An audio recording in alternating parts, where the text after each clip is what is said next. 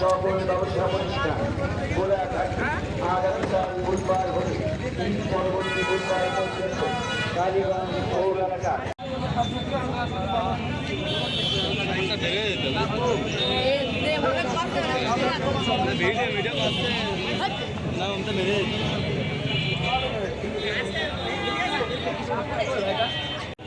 রাতে দিয়েছে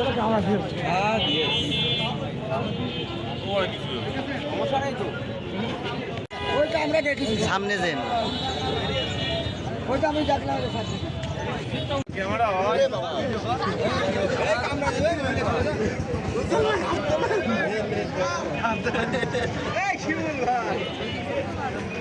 ভাই দিকে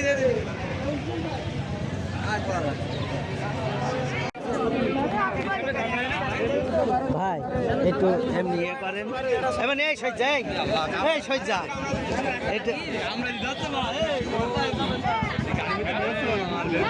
ভাই ভাই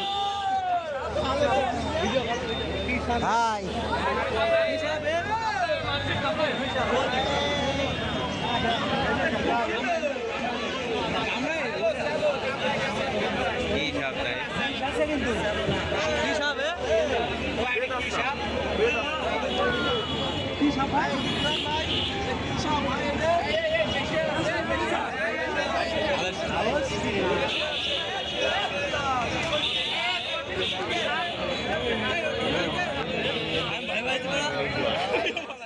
বলেন এবার আমার জরুরি নাম্বার একটা ফোন আসছিল ফোনটা রিসিভ করার পরে জানতে পারলাম যে মোটরসাইকেলের ভিতরে একটা সাপ ঢুকে আছে।